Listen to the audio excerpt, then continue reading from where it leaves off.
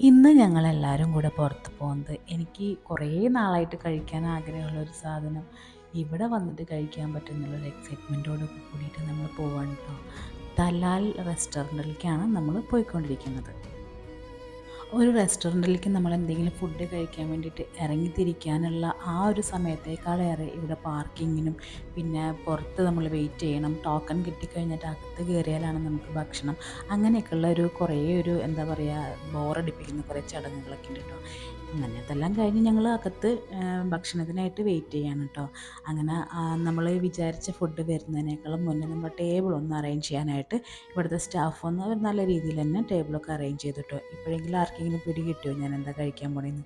Anyway നമ്മളിത് കഴിക്കുന്നതിനേക്കാൾ മുന്നേ നമുക്ക് ഇതൊരു ഷോർട്ട്സ് അങ്ങനെ തന്നെയല്ലേ പറയുക. അങ്ങനെ നമ്മൾ അതൊക്കെ കഴിച്ച് ഫുഡിന് വേണ്ടി വെയിറ്റ് ചെയ്യാൻ കേട്ടോ. പ്രാണനെ നമ്മൾ ഈ ഗാങ്ങിൽ കൂട്ടുന്നില്ല കേട്ടോ, കാരണം ഇത് കുറച്ച് സ്പൈസിയാണ്. പിന്നെ അവൾക്ക് അത്ര താല്പര്യമില്ല. അങ്ങനെ അവൾക്ക് നമ്മൾ സെപ്പറേറ്റ് ആയിട്ട് നെയ്ച്ചോറും പിന്നെ ചിക്കൻ 65ഉം ഓർഡർ ചെയ്തായിരുന്നു കേട്ടോ. അങ്ങനെ അവളൊരു മൂലയ്ക്ക് ഞങ്ങൾ സെറ്റാക്കി, അവൾ അതവിടെ ഇരുന്ന് കഴിക്കട്ടെ.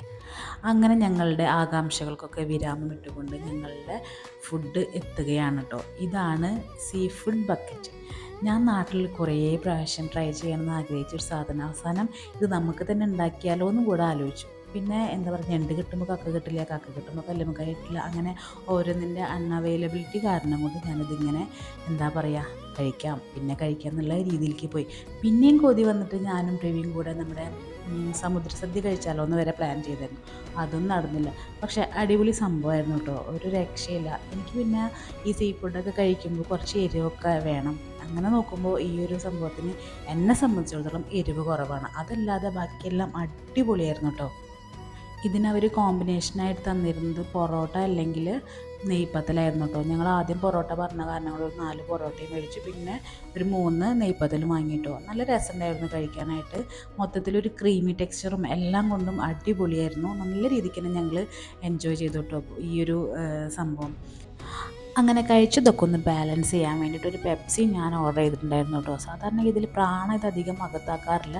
ഇന്ന് പ്രവിയുടെ ആബ്സെൻസിൽ അവൾ അധികം കുടിക്കുകയും ചെയ്തു. എനിവേ അതങ്ങ് നടക്കട്ടെ.